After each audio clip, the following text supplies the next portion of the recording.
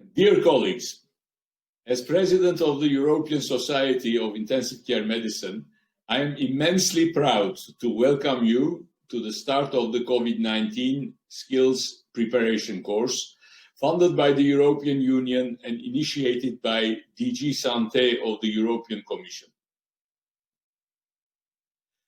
When European Society of Intensive Care Medicine was first approached by the European Commission in June of this year, our intensive care community was managing the virus at a more measured pace than the previous 6 months and was in a stronger position to prepare its resources, both staff and PPE supplies, to better understand the disease and to anticipate a second phase. We seized the opportunity to work more closely with DG Santé and created a special task force to help construct a program of fast-track learning of the basic skills that could be used by healthcare professionals, both physicians and nurses, not regularly working in ICUs or just starting their careers in ICUs. After consulting the national intensive care societies and the non-intensive care societies of all 27 European Union member states and the United Kingdom, and securing their engagement, we were able to identify national champions to help identify and recruit hospitals, local trainers, and of course you, our trainees. 70 experts. These are volunteer doctors and nurses from across the European Union. They require tirelessly to design, create training materials and resources for the online self-learning. And above that, a further team of 24 experts wrote and produced the scripts and recorded the videos, webcasts and podcasts that you will be using.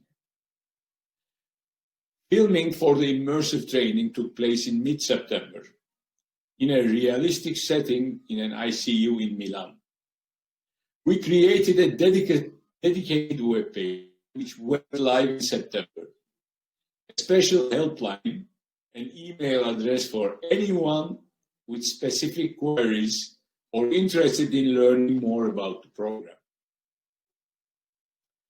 In our key supporting role, we have had to move very fast. As we have been working on this project, the number of cases in many European countries and regions has risen dramatically each day. The virus is very much active again and present in our communities and educational establishments, and now back in our hospitals. The European Commission has set ambitious targets for the delivery of this project and would like to see 10,000 healthcare professionals trained in 1,000 hospitals. Everyone has been supportive and willing and understands the importance of what is being done and what can be achieved. The relevance and importance of this program is without question, and your part is crucial. I would like to thank everyone who has enrolled in this program for stepping forward for what will be a learning experience that will make a difference, not just to the intensive care specialists with whom you will be working, but also to the critically ill COVID-19 patients in ICUs throughout the European Union, who depend on our skills, and families require our support and reassurance. I would also like to thank the many people who have been involved and contributed immeasurable value to this program, starting with the European Commissioner for Health and Food Safety, Stella Kyriakidou, the European Commission officials and the staff at DG Santé, the health attachés of the European Union member states, the national intensive care societies and non-intensive care societies, the nursing associations and societies, the chairpersons of the European Society of Intensive Care Medicine, Division of Scientific Affairs, Professor Armağan Gürbüz, the Division of Professional Development, Professor František Duška, the European Society of Intensive Care Medicine, Nursing and Allied Healthcare Professionals Committee, Johannes Melingov, the next committee, Professor Stefan Schaller, the members of the European Society of Intensive Care Medicine Education Committee, and our C19 Space Program Task Force. And finally, the European Society of Intensive Care Medicine Secretariats. In this very short time, you will acquire vital skills that will make a difference and gain knowledge that you will never forget. You should be very proud of what you are doing now and what you will contribute later on. We are extremely grateful to you for what you will bring to the ICUs, hospitals, patients, and their families. You will not feel alone. You will also have the support of tremendous teams in the ICUs, with much experience of fighting the coronavirus now behind them. So go forward with these thoughts. Good luck and thank you. Welcome to C19 Space. My name's Carol Belanger, and I'm going to be talking you through the structure of this programme. C19 Space is about the provision of training on intensive care medicine skills for health professionals who are not regularly working in the intensive care unit. We've all been aware that COVID-19 has significantly affected the number of hospital beds available during the first months of the pandemic, leading to a 30 to 40% increase in demand for intensive care beds, and that results in all available resources being overstretched. These predicted trends highlight the need for acute, rapid crash training of a multidisciplinary pool of healthcare professionals like yourselves who can support and assist intensive care units. Helping to increase the capacity and confidence of staff like yourselves who could be deployed at this time when there is a need for rapid, temporary and significant scale-up of ICU capacity makes a significant impact on our patients. This programme is also about demystifying some of the aspects of intensive care unit care. There are core working packages we've been working on over the recent months to get this programme together. We've been looking at getting national local trainers and champions, developing curriculum and content that is specific for the needs of those who are not used to working in intensive care. And we've been looking at how we train instructors and trainees ready to deliver the programme in the coming months.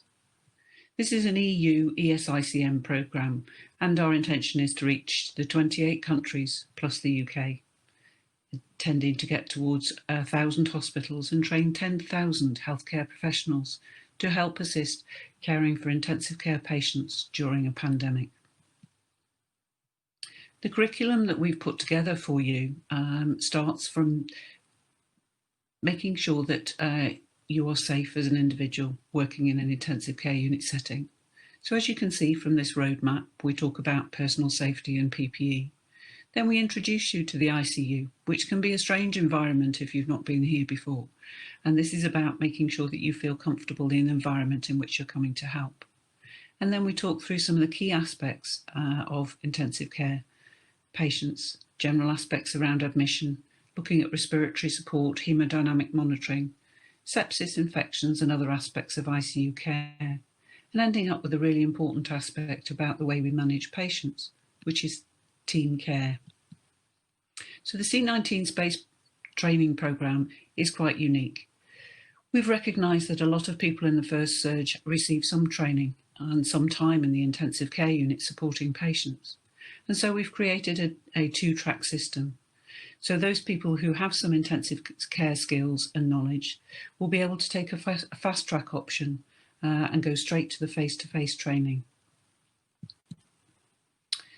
So we have online self-learning. These modules have been written by intensive care specialists in both medicine and nursing. And these are the key aspects that we believe will be really useful for you to be able to assist us with intensive care management and care.